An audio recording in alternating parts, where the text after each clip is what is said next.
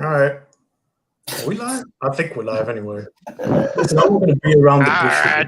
I'm not going to be around the bush. All right. Let's start with a disclaimer, people. All right. Let's start with a disclaimer. If you're sensitive, if you don't like real, offensive things being said about your football club, I suggest you end the broadcast right now and just move along, because it's not going to be pretty. This is the first episode of ArseBros Extreme. We come on and we vent a little bit. We release some of that energy and we're real about the opinions that we have about the topics that we're going to speak about. So, Max, what's going on? Not much, mate. Back to work. So that's an upside. 7 months for the bar closed. So opened up yesterday. So I look a bit puffy and full of shit. So it's good. It's good. I'm back. It would be nice if there was some less dumb fuckery in the world of Twitter, from what I'm reading at the moment. But that's what we're here to talk about. We're here to talk about, I guess, the dumb fuckery.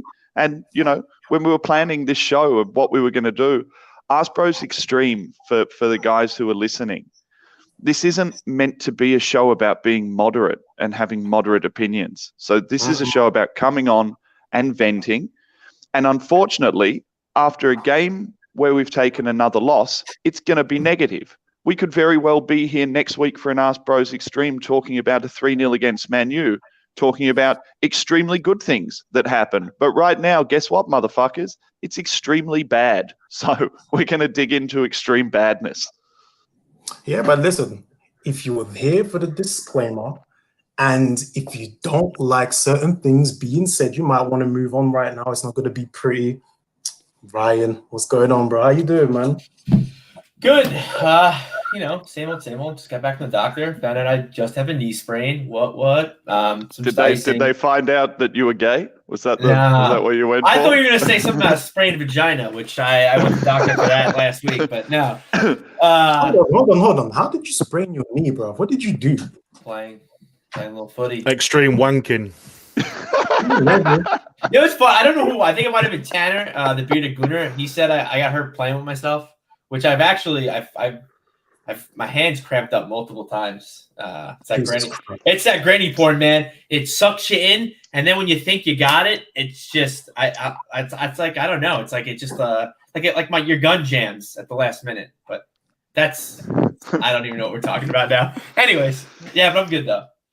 Glad to be here. Long-winded like most Americans, man. Yeah, shut the fuck up, Brian. Moving on. Last but not least, man. Scunny, what's going on, brother? How you doing, man? All good with me, mate. I'm good. How's everyone? Yourself, should I say? Man, I'm ready to cuss. I'm ready to cuss, man. There's a lot of things to speak about, man. So I'm not gonna beat around the bush, man. Scunny, I'm just about to say, well, let's get on with it, mate. Let's get on. Scunny, I want you to go first, bro, because it seems that you got the most to say, man. We've been speaking offline, bro, and it seems you have a lot to say. So I'm gonna come to you first, man. Talk to us. What's your topic, man? What do you want to speak about in the extreme nature of this show? Fans is my main fucking bugbear at this moment in time, mate. Yeah, it's specifically the 50-50 bullshit that I'm hearing about. You're either Ozil in or out, Arteta in out. It's either Martinez or Leno. I'm just sick to fucking death of it, mate. I really am. I've just had enough. It all started with this Wenger in and out, and it should have stayed. It should have left with him. When he went out, it should have gone. But it hasn't. This nature, this narrative that everything has to be 50% one side, 50% the other. I'm done with it. I am absolutely done with it. I don't know if anyone else wants to jump in and see what they think. Max, I can see you chomping at the bit there. Yeah. Look, I sort of said in the intro part, the fuckery that is all across, the grand fuckery that is all across Twitter at the moment. And I'm with you, Scunny. I don't know whether it. Look, I haven't been an Arsenal fan as a 35-year-old. I haven't been an Arsenal fan for long enough to as some of the older guys do, as the Trebs will talk about, Darren, who I do Clock End talks about, they talk about the 70s, and they talk about when we weren't good and we were coming 10th and 8th and 11th and, all of these sorts of things. And so I don't know. I feel like I don't go back far enough to be able to make a judgment on whether or not it did get built throughout that Arsene Wenger time. I read a tweet the other day saying, AFTV caused this. AFTV didn't fucking cause this. They were just the catalyst. They were there at the time when this was happening, and they publicized it. But no, I'm all the way with you, Scunny. It seems that people, or two things with this fan base, and we talk about this fan base a lot. We cop a lot of flack for it online. We've been called, anti-fans, un-Arsenal, because we. Hold on, Max. Let me kind of, let me kind of address that rumor. Like, just for me personally, I am anti-Arsenal fans, 100%. 100%. I am anti-Arsenal fans because everything is there's nothing more divisive, destructive, idiotic than the Arsenal fan base. It could be anything from, if you have a difference of opinion about, a certain manager, player, it's always a competition. It's always, there's always something that can cause the Arsenal fan base to disperse and to fight each other. Yeah, I said when the Wenger and Wenger out was happening, like Scunny mentioned, when that was happening, I said this fan base will forever be split. But now it's pathetic. It's not just split on one thing like it used to be, Manny. It used to be either Wenger in, Wenger out. Now it comes across as like everything in detail. Absolutely. Lacazette is an argument. Xhaka is an argument. Leno is an argument. Arteta is an argument. Hold on, Max. Let's be clear here. Having a difference of opinion about anything when it comes to Arsenal means you're toxic, you're negative. A lot of us, we comment on Arsenal because we don't have rose-tinted glasses about Arsenal. We're just being real about it. It doesn't mean we love the club less. Do you know what I mean? But the Arsenal fan base, there's a section of the fan base, right, that say that they're sick of the mediocrity. Yet, in the same breath, will defend the Xhakas of the Mustafis and say, they're playing well. These are shit players. You can't have it both ways. Do you want to be challenging? Or do you want mediocrity? I'll even go as far as to say there's now a faction of Arsenal fans who are anti-negativity, and they are as bad as the fans with toxic negativity. Like, there are fans out there who are unwilling to pull Mikel Arteta up for anything, are unwilling to say that Mustafi had a bad game, unwilling now to say that Xhaka is bad, unwilling to say that Lacazette is bad. And that feels to me like a reaction to people feeling that the fan base was toxic. So now the next thing to do is to jump, like Scunny said, so far to the other side of the equation that now everything is positive and everything is good. And you're watching games and you're like, open your fucking eyes. It is fine to say that a player isn't good for that particular game. I'm gonna agree with you on that one, because I mentioned a few times over the last couple of games that I thought Aubameyang has been terrible over these last couple of games. Terrible. And the amount of people that I've had say to me, no, he's not playing in the right position. He needs to be playing through the middle, or you're being too harsh and stuff. It's He's never played through the middle. Can people get that out of their heads? He's never played through the middle. I said this yesterday on Table with Arsenal. He's never played through the middle. Why? These people, they just make things up and they think, that definitely happened. They put these false memories in their head and they just run with it. I don't understand. But they're not the nation for retardation by accident, okay? Come on. Someone had to say it, didn't they? Go on, Ryan. I've got to come back to you, Ryan, for a second, right? And it may be harsh to say, but it's real. Call it like we see it. Arsenal fans deserve absolutely nothing. You don't. You don't deserve anything. You don't know what you want. You say that you want the team to be challenging. You defend mediocre players. You don't accept other people's opinions. And I'm an Arsenal fan. I'm a fan of the institution. I'm not a fan of most players. I'm not a fan of the Arsenal fans. I love Arsenal, but Arsenal fans, you deserve the mediocrity that you are seeing because you accept it. You accept it. It's okay. You don't challenge it. You don't step up when you want things to change. You just moan about it. Listen, you deserve the mediocrity that you're seeing. Ryan, come well, back. let's just preface something. Let's just preface something. No, before it goes too long, let's just preface something, right? When we're talking about Arsenal fans, we're talking about sections of the Arsenal fans. That's what we're talking about, because we are Arsenal fans. So when we're attacking sections of the Arsenal fans, those are particular areas, and unfortunately, it seems to be that those people generally congregate in the shithole that is Twitter. So I just wanted to preface that before we moved on, that we recognize and we chat with lots and lots of great Arsenal fans with great Arsenal opinions, but what we are seeing en masse now is incredibly frustrating. And that's what we're kind of talking about, that it seems to be that now the majority of Arsenal fans have taken this, like Scunny said, 50-50 approach. And the cohort of intelligent Arsenal fans seems to be getting smaller and smaller. Yeah. And that's the issue I'm taking. Sorry, Manny, I'm going to say that's the issue that I'm taking, especially with this whole Martinez-Leno thing. I think that's just pushed me too far now. Yeah. At the end of the day, the way I see it is Martinez wanted to leave. He wanted to get first-team football. He's gone. Let him go. Stop comparing Leno with Martinez. There's no fucking need for it. He's gone. Let him go. Oh, get over it. Keeper.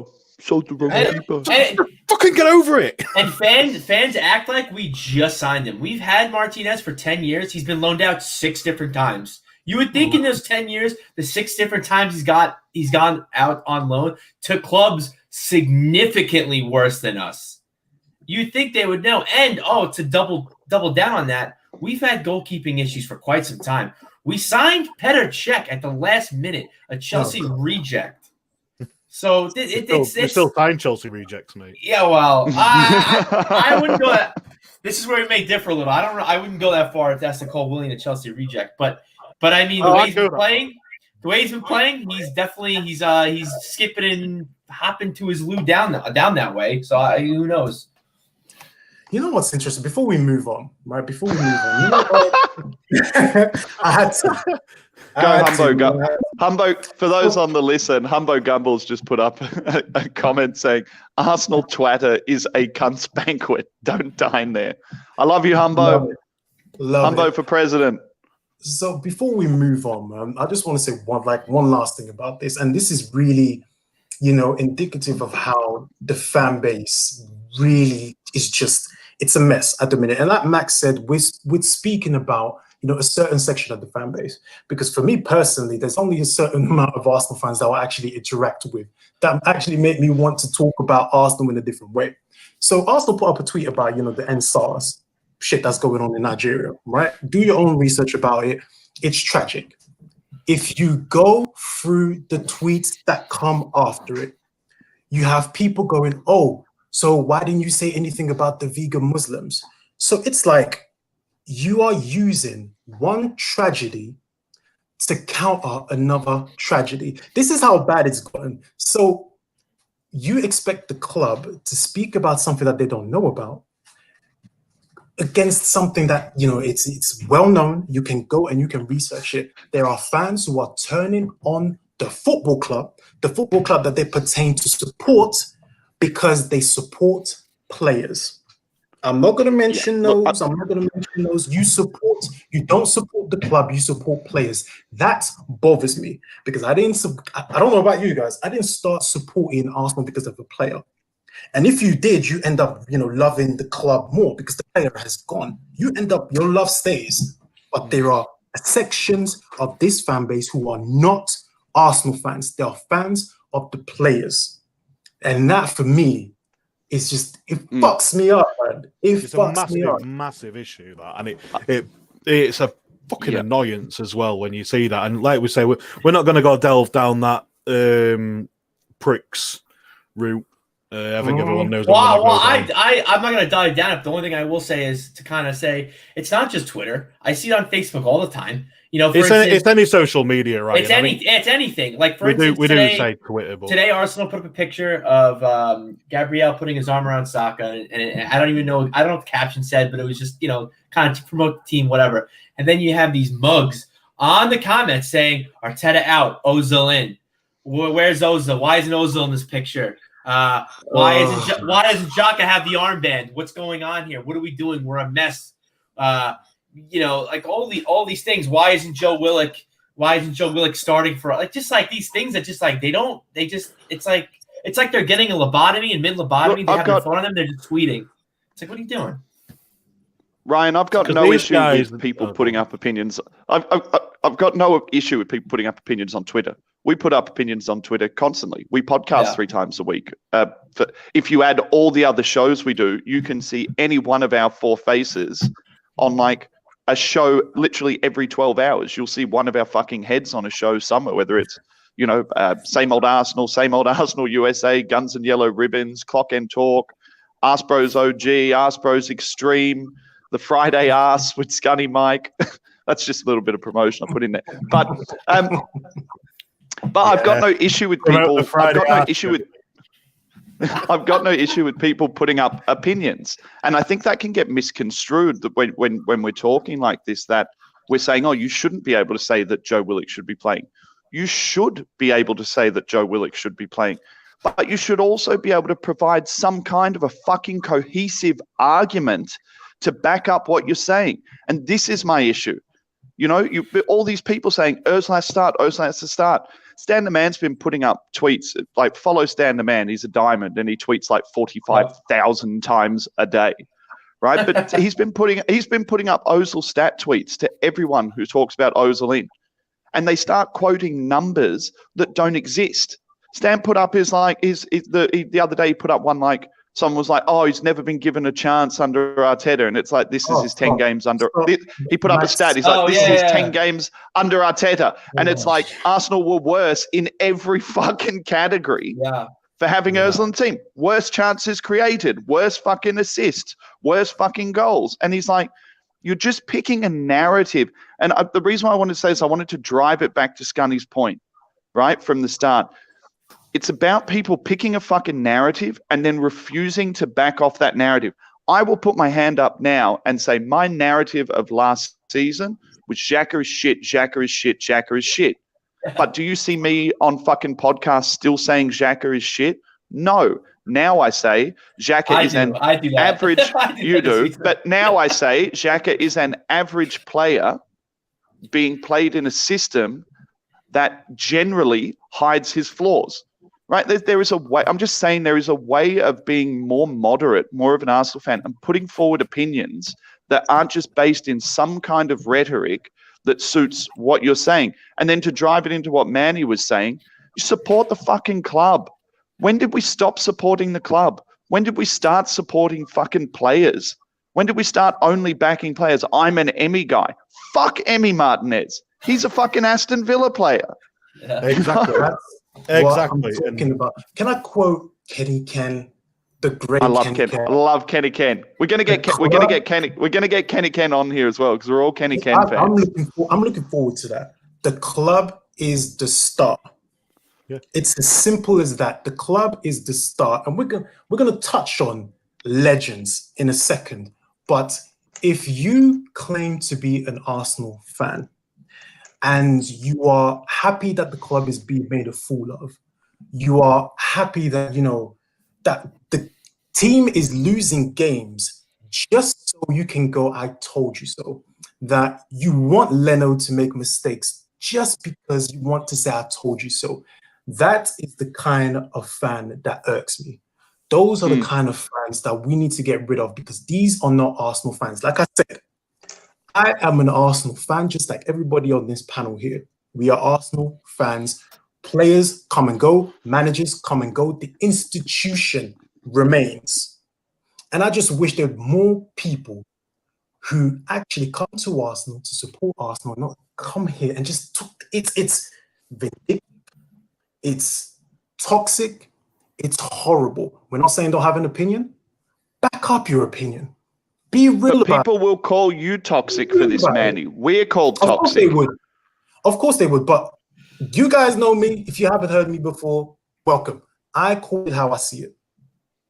There are people out there who want us to lose games just so they can go, we should have had Ozil win the side. They forget the last 7 years. Actually, the last 2 years, where he's done absolutely nothing. It's a myth. There are people out there who want Arsenal to fail, who say they're Arsenal fans, but they want Arsenal to fail just so they can say, I told you so. It's crazy to me. So we're going to move on, man. I'm going to move on to Scott. Actually, before I move on, Scunny, do you have more? I've got one more thing to say, mate. I'll make it quick. That's to the fucking UK TV companies who are charging £15 per game. Go fuck yourselves. Apparently the numbers were incredibly low. So actually, Kenny Ken, I think, put up the figure. I saw him put up something on Twitter, and he was like, "Surprise, surprise!" You know, lowest rating game. And I commented on it. I was like, I wonder if we can get the ratings for illegal streaming up, because they would have been through the fucking roof. Yeah. I'm not surprised. Well, you two colonial motherfuckers, well, get it, will you? So it's you get it free anyway. You know, it's just like you two cunts out in the colonies. Like, you know what's tragic about this whole thing, right? Is that there are people who pay for Sky Sports, they pay for BT Sport, and now you're being told that you've got to pay 15 quid to watch a football match. I'm gonna tell you this: I'm not paying 15 quid for nothing. I'm not paying 15 quid to watch football. You are out of your mind. It's a money-making scheme again to get any little bit of cash out of the fans. It's criminal. Do you know where I would understand it, or I would accept it? I would accept it if Arsenal, if the clubs were charging that money for something greater, right? So let's take the approach of the clubs don't have fans, they're trying to generate money. We still demand that they go and buy players, and their revenues are down, all these things down. Let's take away the fact that, you know, we're owned by millionaires and billionaires, because there are sub clubs, smaller clubs who aren't owned by millionaires and billionaires. So the thing I don't understand is why you're paying £15 for, you know, a selected game. Why wouldn't clubs sit there and say, okay, it's £15, but we're going to provide you with a package. You're going to get the game. You're going to get some major access before the game. Like, we're going to stream like live press conferences before the game. We're going to do interviews with players. Like, apparently in the US, like, you sign up to the Dallas Cowboys channel and you literally practically get like fucking security footage from inside the dressing room. You can click onto the cameras inside the dressing room and watch it. So if £15 was the number that they needed to get to for whatever reason, then why not put something together that was more access or more in depth? You think about, Manny, if you were paying for a fight, like let's say we're paying for fucking McGregor Khabib or something like that. We're paying for McGregor Khabib, but we're paying for the 4 hours, 5 hours of fucking entertainment that leads in. Well. You're paying for the whole lot. You're paying for, like, they create content and videos to hype you up, and they spend money hyping you up into the fight, and the backstage passes and you know, the training sessions, watching them doing pad work, stuff like that. Why not put together a fucking £15 package direct for the club? And wouldn't that make more sense to smaller clubs? Because most people just want to sign on to their club. So why not, if you're going to pay £15 and you want to keep your club alive, I want that £15 going straight to my club, into their pocket, for them to fucking spend on players. Well, this brings me to my point that I made on one of the Friday R shows a couple before. We was mentioning stuff like this about the £15 pay-per-view. There's apps out there now, there's streaming services. Why can't the club do their own streaming service? Like, similar to what you've just said, you could charge £5 to £10 a month if you wanted. It's completely up to you. But you provide a service that, like you said, you get the backstage this, you do that, you know, you get everything with it for the day. You know, you get the whole experience for the game. You know, you get a good tour around, you know, the dressing rooms or something like that. You get something for your money for every game. I can guarantee you now, for between £5 and £10, you will have especially in Premier League clubs, you'd have over 1 million subscribers to that app. Easy. I'd subscribe, and I've got full access in Australia for $12 a month, and I'd still subscribe to another $12 a month. Well, this is it. You You would do You it. know what's tragic about it, boys? You know what the tragic thing here is? It's another money-making scheme that is driving my narrative that football is just soulless. They're taking away the joys of football. It started with whipping off your shirt and jumping into the crowd, and then players celebrating with fans. Then you've got VAR. You've got this new handball thing. You've got fans being butt in terms of ticketing, and it's tragic. Football is becoming, driven by money. It's not. What's going on with you? Fucking cat hair flying around my head, and it went up my nose. It's still there. Sorry. No, my point is football is just a soulless entity that's just driven by money. It's not about entertainment. It's not about the fans. It's not about any of that. It's about who can make the most money. Backhanders and the joys of football are slowly being eroded, man. Manny, this could be a social commentary of life in the world at the moment, though. So that's seeping in through everywhere. That there's a loss of identity, there's a loss of idea of tribe, there's a loss of idea of togetherness. I often look at like the difference between podcasts and this is not a stab at season ticket holders, right? But the differences between podcasts of season ticket holders and people who don't have access to games, whether it be through financial reasons or whether it be through distance reasons, how far you live away. And even if you look at the fans, as you look at the sphere of fans as they go further and further out into the world, the concept of a fan is so different now to what it was 20 years ago, to what it was 30 years ago. We're not, if you look at throughout many, many sports, people don't live in the suburb that they support their team in anymore. You don't just live in Crystal Palace for your entire life and support Crystal Palace for your entire life. Like, the world is sprawled, and it's really different. And I think that there's definitely, if you roll this into the next possibility, this European Super League and things like that are being touted, that is the final step in removing football as we know it, and the tribalism as we know it, and the feeling of togetherness as we know it. That's just going to essentially abort everything that we know football to be and turn it into, I hate to say it, that American model. But isn't the interesting thing that there are American owners now who are looking at American owners who have football franchises, who are looking at the way that NFL is being franchised and the amount of money there and the commercial money. So none of this is particularly surprising to me. But I will say that it is very worrying that something that we've grown up with for, all of us 30 odd years, it seems that, I don't know whether like getting fans out of the stadium was the catalyst that they needed to make these changes and make it, so globalized. Manny's gone. Manny's dropped out. I don't know whether that was almost what they needed, to make these changes and to make this, full on global. I even think that to an extent. So Darren was saying, Darren on the Clock and Talk was saying on our last Friday show, I didn't actually see it, but he was really upset at Aubameyang going in after we lost to City, going and like laughing with the City players, like straight after the whistle. He was really upset with you. He was like, I want them to be upset. I want them to be this. I want them to be that.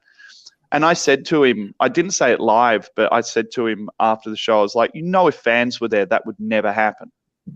Because the reality, if Arsenal lose that game, they get booed and all the players immediately drop their heads and walk off. But because there's no one there fucking booing them, there's no tribalism there, it has kind of aborted a part of the game, like the diehard nature of it, because the part that the fans play inside the stadium is to drive the emotion for the players. That's it.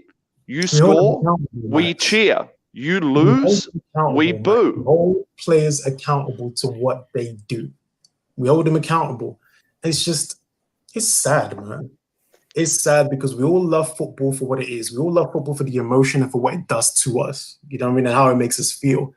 And slowly but surely, that pure emotion, that anger, that happiness, whatever emotion you feel when you're watching the game, slowly but surely, it's disappearing. It really is. Now, Max, you're gonna shut up because you've been talking for ages, bro. I came off this thing because I'm it's because you fucking went off, so I felt the need to fill the space with my voice. Mm-hmm. Yeah, you can shut the fuck up now. Yeah, there's two other people in this room that could have filled You know that what I mean? space, but you know, you can't shut this guy up, can you? Give him a mic and he's off, man. But Ryan, I'm gonna come to you next, bro. All right. So what's your time? What do you want to talk about, man? What's been pissing you off lately, bro? Apart from Trump. Oh God! Oh, Biden. Those. Let's not even go. Let's not even go. No. That's a can of worms I did not want to open. So something that's really been bothering me is it's more on the field stuff. So everyone's been talking about how we're going to a back three because we don't, because of the players. We can't do a back four. It's not in our arsenal. But then you see our forward, you see our attacking line, and every game we play with a false nine. Who plays false nine for us? Does Eddie do it? No. We know. Listen, we have plenty of samples that say Lacazette surely doesn't do it. We tried Willian at it. Could have been probably the worst out of all of them. So I wonder, Arteta kind of adapted this back three just to suit us defensively. Why hasn't Arteta tried to adapt a new formation for us offensively to support our team? Because we have, a Golden Boot winner. Because they're not good enough.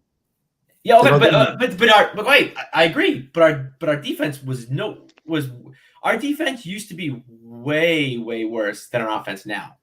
And sure. Arteta tied the shoelaces up, tightened those shoelaces, and now we're doing well. We're second in the league in goals conceded, and offensively we look really sound, but offensively we can't put away shit. And to me, I chalked it up. Obviously, there's more reasons than one. I chalk it up to just Lacazette couldn't hit the side of a barn with his rake. But there's more issues to that, Ryan. Like there's more to that. I think exactly. That's my point. Is was there a topic in there? There somewhere is. in that ramble. Was there a topic? Why hasn't Max? If you were listening, which Aussies don't like to listen, but I said it. Why hasn't Arteta had some kind of formation for us offensively to kind of adapt to who we have as players? Because listen, I'm not going to get into this whole argument. Is Aubameyang world class? He's not world class. He's won the Golden Boot for us, so he's good enough to be scoring. He hasn't scored in 5 games, so something has to be done surely with our attacking formation. I think he's just out of form. I think he's just out of form. It's not about. I'm not talking about specific players. I'm talking about all of our attacking forwards in general.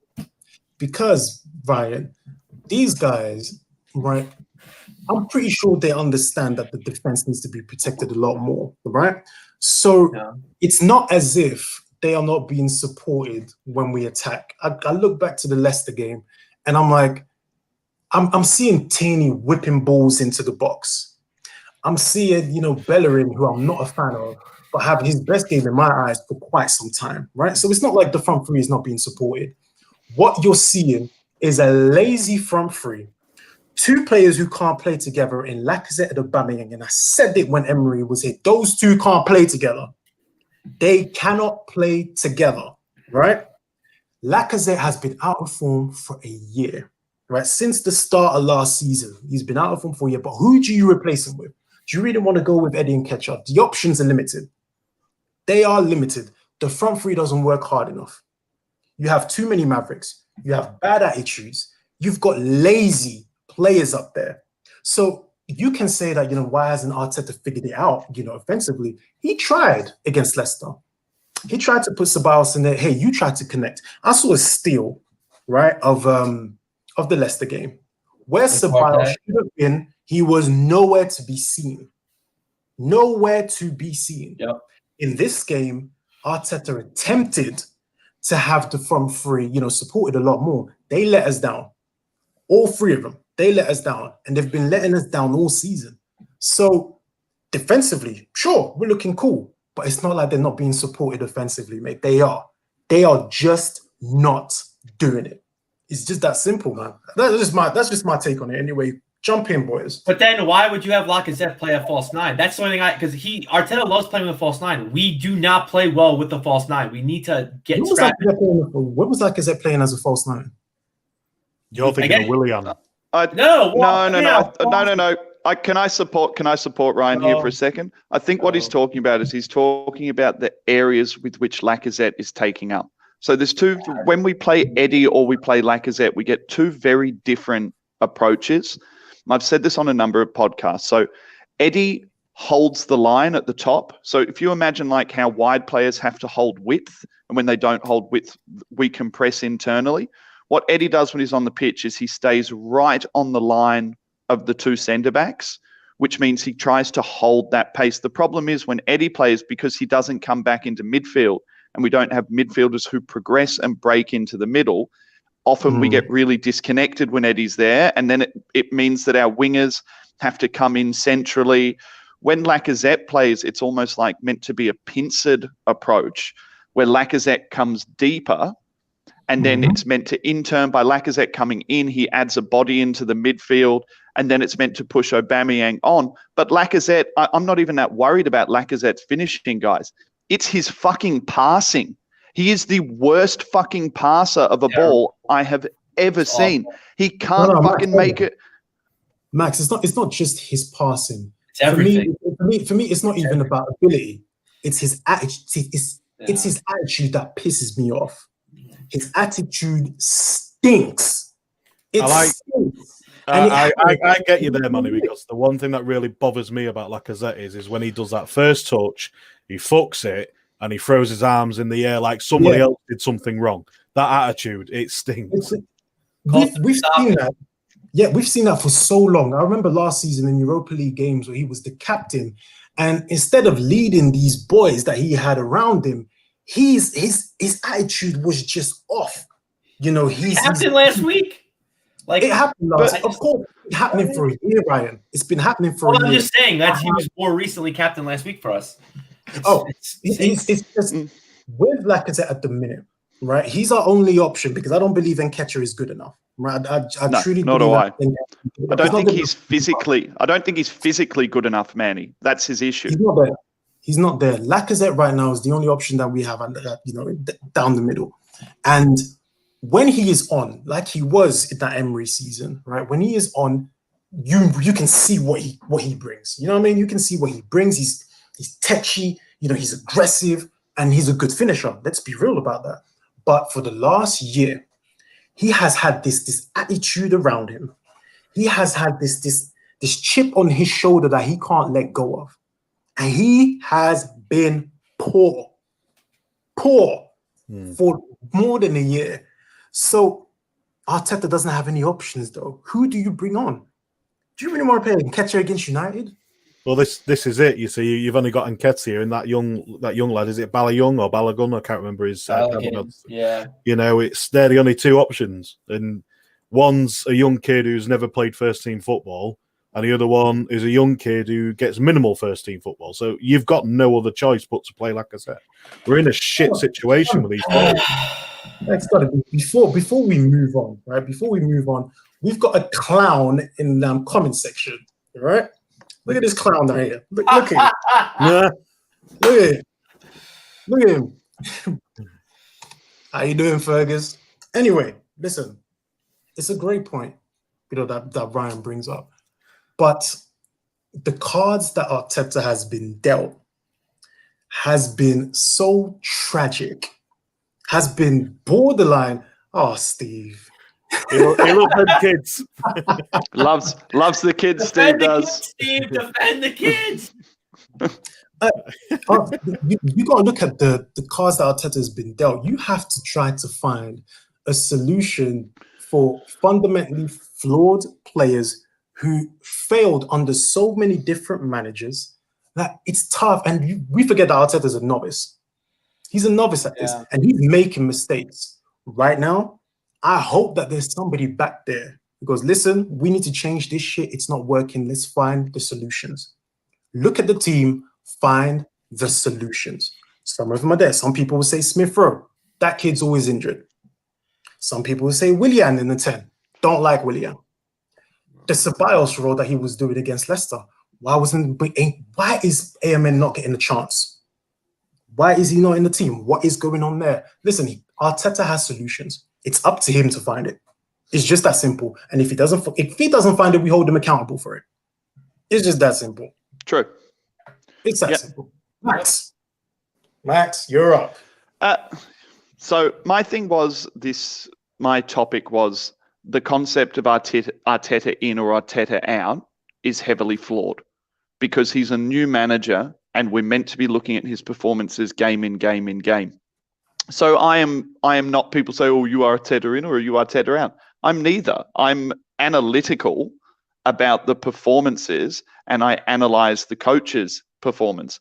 Now, the way that Toby and I didn't do an ArseBros OG this week because I was reopening the bar, but had we have done an ArseBros OG, we would have dug into the question of whether or not Arteta, in an effort to make us structurally sound and defensively sound, has now overstructured us to a point that we are unable to express ourselves because our players are so worried about breaking that structure. And you can see across the games that we played that that's apparent because there seems to be this inability for us to be able to go up through the gears.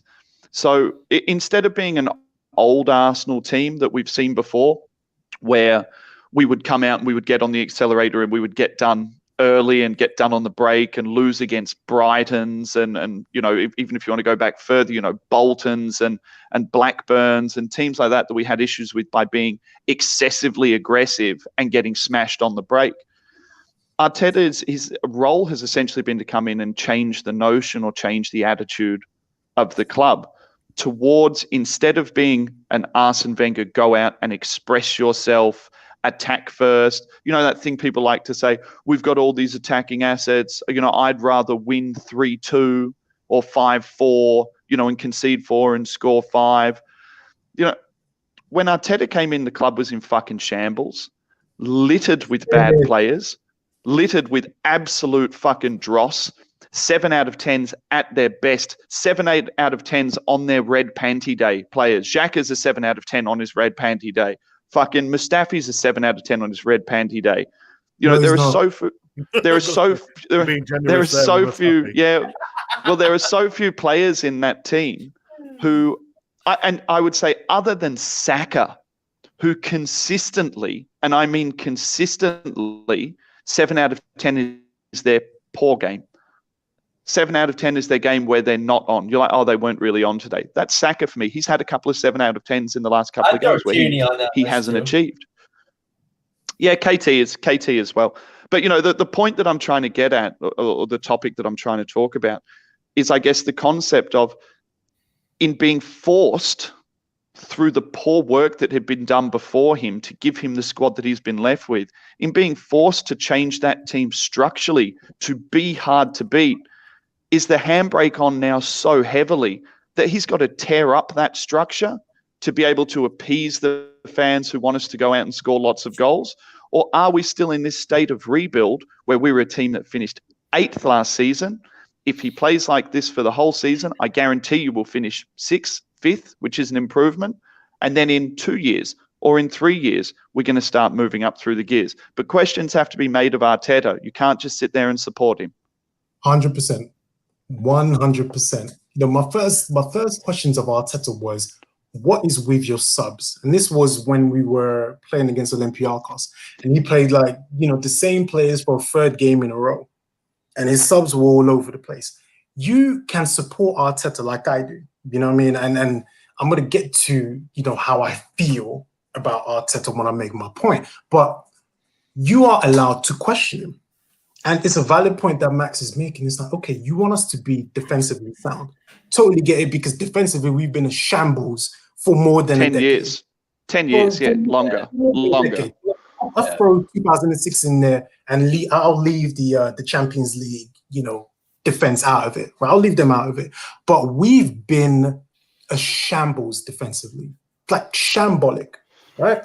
So if he's trying to make us defensively sound, at some points, last season, we were playing decent attacking football under Arteta. Decent. At the moment, what he has is a front three of players that all of them are out of form. None of them are performing. There are players who clearly don't know who can't play in the system. I look at Ceballos, trying to be the connector, trying to play wide on the right. It really bothered me. So at the minute, he's overcomplicating things and he's not finding the solutions. He's not looking within his team and going, okay, how can I change this? He's not doing it. And we need to start asking questions. He's not doing it. Find the solutions, because some of them are there. You are the manager. You're not the coach. You're the manager. Find the solutions. Go out there and find them. Play Willian as the 10. Pepe as a 10. Somebody who can consistently connect the midfield and the attack. Find it. It's just that simple. Find it, man.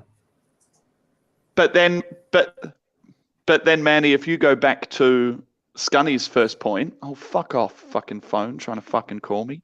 If you go back to Scunny's point at the start, if Arteta all of a sudden now throws complete caution to the wind, right, and went out against Man U and played Aubameyang up front with Pepe on the right and fucking Saka on the left, and played a midfield three of Willian out of the 10 with Partey and Xhaka behind him, played Mustafi and Louise and Ainsley Maitland-Niles and Kieran Tierney, and we got fucking battered, right? Would the entire fan base be out there saying, where was the defensive structure?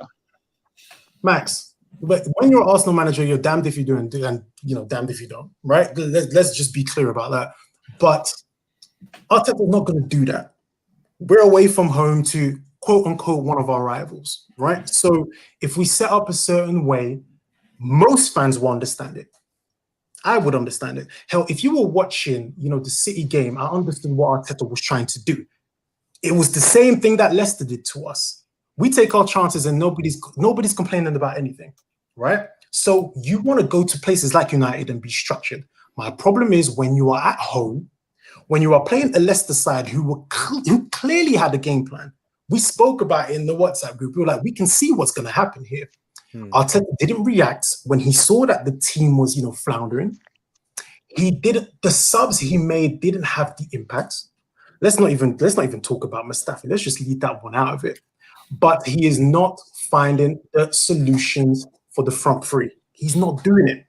If he's going to throw caution to the and he needs to be criticised for that. 100%. He needs to be criticised for that. Listen, if he's going to find the solutions, find it. If you're going to play a back four, play it at home, right? Play it at home when you've got I go back to what Ryan said here, Manny. I think that you're really going to struggle to have a cohesive front three when you cannot find an anchor point for that front three to play off. Like we are, I'm looking at it more and more now, and I'm staring down the barrel of Arsenal fans everywhere, still trying to talk about the midfield, which we know lacks a little bit of creativity. Shut the fuck about Ozil. We already mentioned that. Still looking at the defense where we've improved. Kieran Tierney is an improvement. Bellerin had one of his better games. Louise even looks to be in some ways improved in a back four of late than what he looked last time. Gabriel has been a fantastic fucking signing. Like what a fucking signing. He looks like one of the best centre-backs in the Prem. And I know he's only been there for a couple of games. But Manny, just let me say this. To sit there and watch all of these Arsenal fans not look at the front players and still sit there and tweet that it's a world-class front three, it's fucking so far from a world-class front three. Pepe has not done what he's meant to do yet. Willian has actually only looked good when he dropped into a midfield. He's not looked good for us except for the Fulham game when he played up top, where he was basically pulling into a 10 position anyway. No one wants to throw stones at Aubameyang, which, like I said to Ryan, people are like, oh, well, it must be structural why Aubameyang's not in form. It's not fucking structural. It's the same fucking structures that we played last season. In fact, the players have improved from last season. We have better players. He's just fucking out of form. He's a streaky player. And the guy standing in the middle, the guy who I think isn't there to score 15 goals. People go after Lacazette about his goals, right? Oh, he doesn't score 15 goals. He doesn't score 20 goals. I don't think you need to score 15 or 20 goals from centre forward, but you have to connect the midfield to the front two. The ball has to stick to you when we need a release ball. When the opportunity comes for you to score, you have to score. And you have to be able to feed in a front three. You have to be able to feed balls to dynamic wingers making runs from inside to out. There are massive failures in this team. And I am not absolving Arteta. I don't want to stand here and be one of these people who's like, Arteta in, give him time, do this. He has to find a solution for it. But one of the issues in all of these games, the loss against Liverpool, Arsenal had opportunities to score. Not executed, not ruthless enough. Well, phone dropped. Against Man City, it was always going to happen. Against Man City, opportunities to score. Didn't happen. Against Leicester, 11 chances in the first half. 11. 0 fucking executed. There are so many layers to what is happening at this football club that aren't just what I call like the low-hanging fruit that Arsenal fans have got so comfortable going after. Look at these fucking players. £52 million on Lacazette, not doing it. An upgrade on Aubameyang's contract, not doing it. Fucking £70 million on fucking Pepe, not doing it. 250 grand a week on Willian, not doing it. And yet the only guys we look to and get excited about is an 18-year-old and a fucking 19, 20-year-old in Saka and fucking Martinelli. Or how old's Martinelli? Whatever. But we're looking to them to come back and make the difference. Like, we're looking to these kids to make a fucking difference, but apparently we have a world-class front three. Guess what, Arsenal fans? We fucking don't. There's so many things that you said there. Let me go back to Gabriel, right? Gabriel has been, he's slotted in seamlessly, right? He's our best defender at the minute, Gabriel. Sorry, laughing at Max's picture. Dickhead. Like, Gabriel is our best defender at the minute. And it's so crazy to me that there are Arsenal fans who will want to criticize Gabriel for the goal that we conceded because they are saying that Mustafi is out of form. Oh, mate. Yeah. It's just, do you see what we're dealing with here? Right. When it comes to, being an Arsenal fan right now is a chore because there's so much stupidity going on. Now, when I look at this side, right, people saying we have a creativity problem. We don't. We don't have a creativity problem. What we have is a front three that are not finishing their dinner. If Saka scores against City, we have a completely different conversation. Lacazette scores against Liverpool, we have a different conversation. Chances are being created.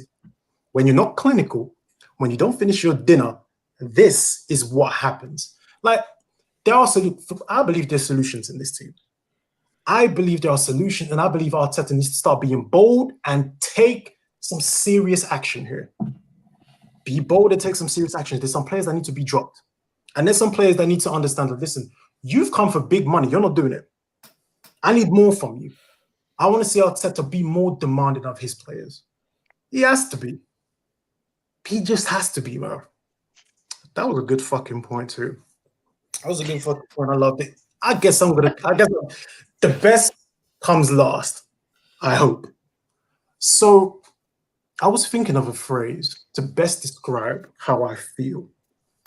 And I came up with, I love you, but fuck you. I love you, Arsenal. Always will. Fuck this team.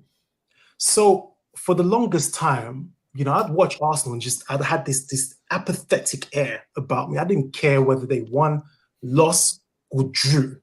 I just didn't have that emotion. I felt so drained from everything Arsenal. I think it started when we lost 3-0 to Wolves. I got so angry during that game. I'm like, you know what? I need to stop caring about these lot because they don't care about Arsenal as much as I do.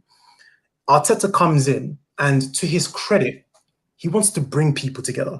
Right? He wants to bring the fans back together. He wants you to be able to connect with the team. If you're not doing it, you're not playing. Love it. Wins the FA Cup. I'm like, okay, I'm in. I'm there. You know what I mean? I'm here for it. And I was reminded of why I was so apathetic towards this team. Because the emotions that I felt after that Leicester game, I haven't felt in so long. I fucking love this football club, always will, but fuck this team. Fuck them. The way I felt so angry at the fundamentally flawed players still making the same mistakes, at the lack of effort that I saw from our so-called top players, I still see a weak, feeble mentality around this club and around this football team. It bothers me. There are players here who should never be Arsenal players, and it makes me sick. Like I said, I love my football club, but fuck this team. I look at this team, and there's a lot of players that I don't like them. I genuinely don't like them. I think you've also got to remember as well is a lot of this team, I'd say, 50 to 70% of this team that we're watching now lost in Baku. Yeah. That's the issue that we're having, and we're still having the same conversations over and over and over again about the same players over and over and over again. And I get it. I love Arsenal. I'm with you, Manny. I love Arsenal, but fuck you, because you still got these chumps that need to be dropped. Then they need to just do something about them. And I'm with you, mate. I'm definitely with you on this one. So it's tiring. It is tiring, and literally. But next year is the year, boys. Next year is when it all happens. Next year is when Mustafi's contract comes to an end. When Özil's contract comes to an end. An offer from when we get some of this dross, out, and we're going to lose a load of money on it. We're not going to on-sell these guys. The Kolasinaks of the world are going to go as well. And the only thing that we can hope is that this mentality that Manny is talking about, this thing that irks us so much about the way that they lose. We were talking about it the other week on Clock End Talk on the Friday show, and we were talking about how at bare minimum you just want to see your players falling over at the end of the 90 minutes, like falling over, exhausted, having put everything into it, lying down on the ground. We were a goal down in the last 10 minutes and we poured everything forward. Our players made back-breaking runs to recover the ball and try and get it forward. But you don't really see that with this team because there's so many second-gear players who just sit there in the pocket, who are so worried about protecting their stats. This has been my issue with Xhaka for a really long time.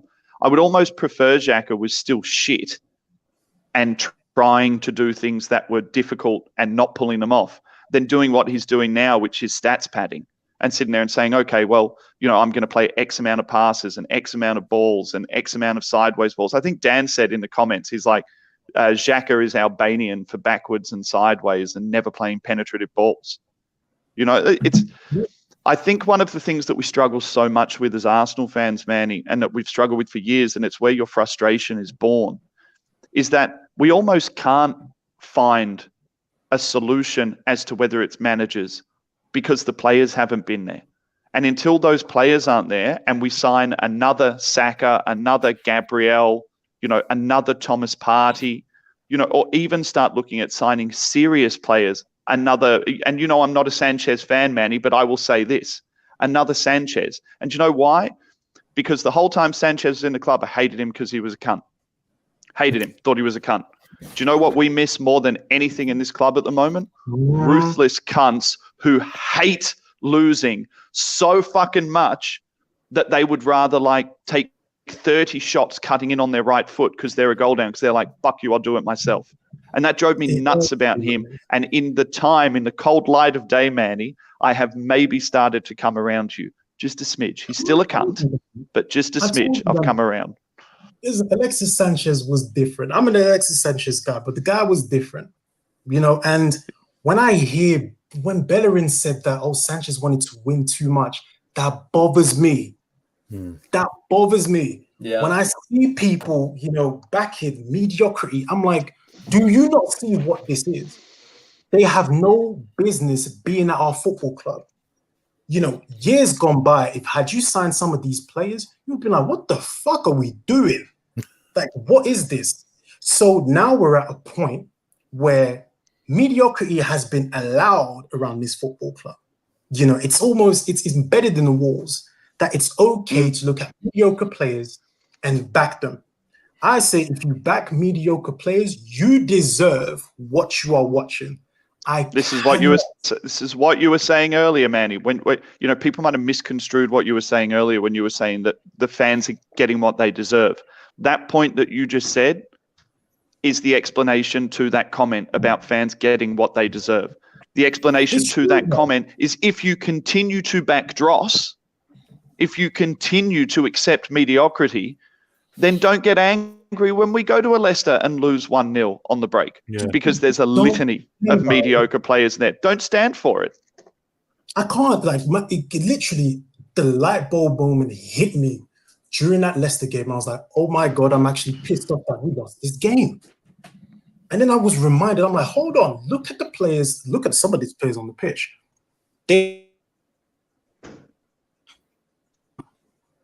Wait, can you guys hear me? Yeah. You just stroked out for a moment. Right. No, I'm saying after the Leicester game, I sat there and I was angry. Then I was reminded, look at some of these players that are here. You have no business being at my football club. I cannot sit here and accept, Dak is playing well under Arteta. Xhaka has shown you who he is. If somebody has shown you who they are, believe them. Mustafi showed you who he is. Kolasinac showed, Lacazette, all of these people showed you who they are. You chose not to believe them. I do.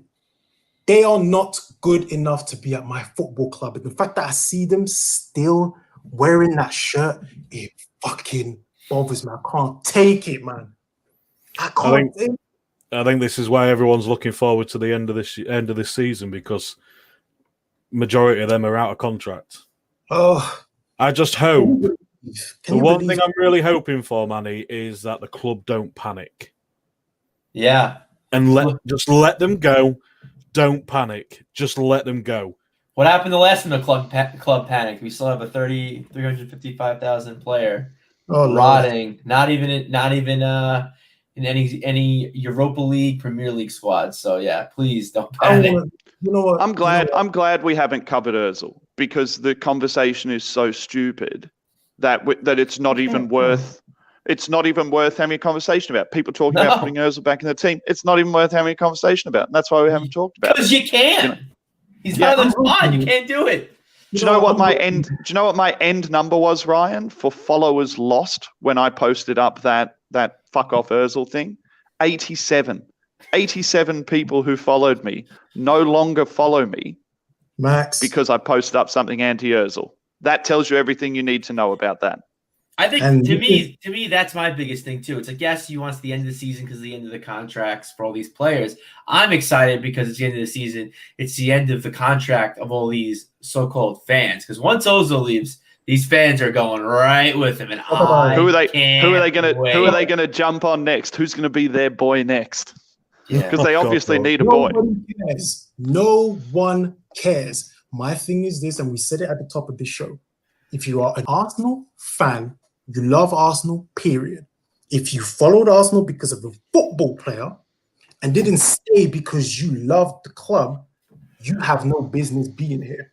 My thing is this, right, with touch on Ozil briefly. He won't be in the squad. Keep crying about it.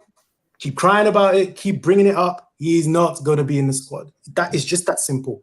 But my thing is, as an Arsenal fan, as a passionate Arsenal fan, I cannot sit here, look at some of these players and be happy with what they've done.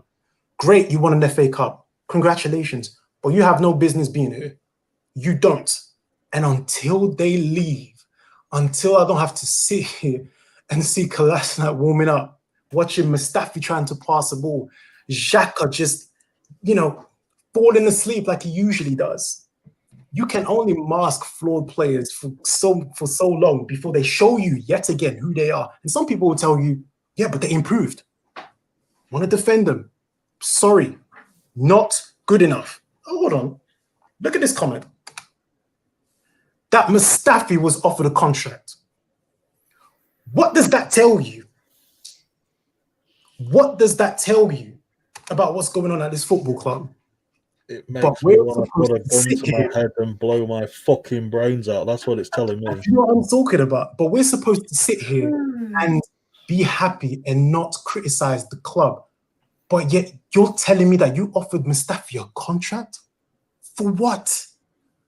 What are you offering? I would hope that Mustafi was offered a contract so he could be sold.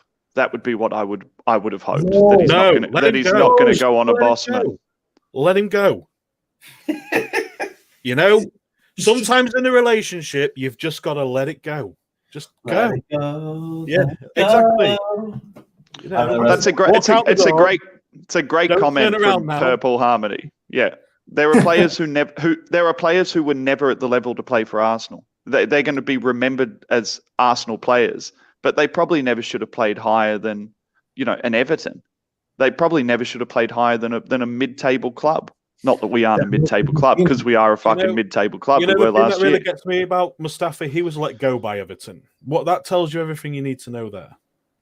But Scunny, there are people out there who will tell you that they are good enough because they've had a few good games. They will tell you that, he should be in the starting lineup because he had 3 good games. I'm not as forgiving. I'll tell you that right now. No, I'm not. Forgiving. You have X amount of time to show me who you are. Are you a good player? Are you a mediocre player? Or are you in the middle? If you're not good enough, I don't care how many good games you have. I don't care. You should not be at my football club. The one thing that really pisses me off about people with Mustafi is, he's a World Cup winner. He wasn't in the fucking squad. He was on the bench. Can we address that? I still love saying it, but but some people actually take it seriously, and some people actually mean it. And it's exactly. Some people do mean it. He's a World Cup winner. He never played in the World Cup. He was on the fucking bench. Left back's named Mendy, right? At City. That can't play one game at the World Cup. One game. He's a World Cup winner. He was injured for half of City's fucking season, right? And he got a medal. Winning the World Cup doesn't mean that you're a good player. Yeah, I agree. It means fuck all. So, he's a World Cup winner. What the fuck does that mean? Does that mean that he's a good player? No. It just means that Germany won the World Cup and he just happened to be there. It means the team that he was actually not playing in won the World Cup, and they're a good team at the time. I'm just because we're gonna wrap it up, man.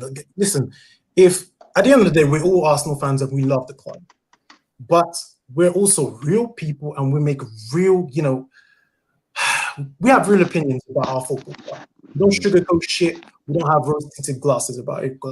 None of that. We call it how we see it. That doesn't mean we love Arsenal any less. But I want to say this. Until you get rid of the mediocrity, until certain fans wake the fuck up and realize that this is not good enough, we're not going anywhere. So while you're crying about mediocre players, fuck me, man. It's done for me, man. It's done. Boys, thank you for joining me on this, man. I'm actually perplexed. You know what I mean? I'm actually perplexed because next week we're going to be playing United and I'm going to be seeing Mustafi in the fucking team. Let's just hope Man U score their goals because they just won 5-0 against RB Leipzig. So, yeah, Mike Dean's the referee as well for that game. Yeah. Like, do you know what I mean? How can I be happy? How can I be fully happy about where we're going as a team and under Arteta when I'm still seeing Kolasinac in the side? And Ozil's still a bad smell. These are players that should never have been in my football club. And until we start addressing that shit, we're not going anywhere. We're not. So listen, boys, wonderful to be here, man. Good to chat with you guys. But I hope this was therapeutic for you lot. Right? And now we get to see you every Wednesday now, Manny. That's the best thing that comes out of this. The ArseBros Extreme is going to come at you every week. So it's good. It's good. What will be a really interesting ArseBros Extreme is, when we win 3-0 at Man U and, everyone's good. Lacazette scores a hat trick and we come back next week and we're like, yep. You know what? I want that to happen. Lacazette go out and score a hat trick. So do I. Prove us wrong. Yeah, prove us wrong. Can somebody in this team that I don't like, the Mustafis, the Xhakas, all of these people, prove me wrong? Then fuck off. Right? Because in your attempt, I'm not going to believe anything. Go out and have a 10 out of 10. Yeah, go out and have a 10 out of 10. Then do one. And get told. Go out and play well enough that someone wants to fucking buy you, please.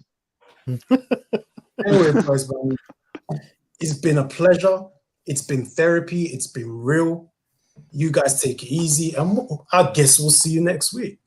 Have a good one, man. You'll see me on Friday. Toby, you're a cunt.